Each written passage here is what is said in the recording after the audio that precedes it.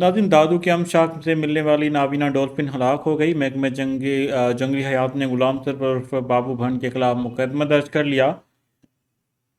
غلام سرور بھنڈ نے نابینا ڈولفن کو محکمہ جنگلی حیات کے حوالے کرنے کے بجائے اپنے گھر میں رکھا۔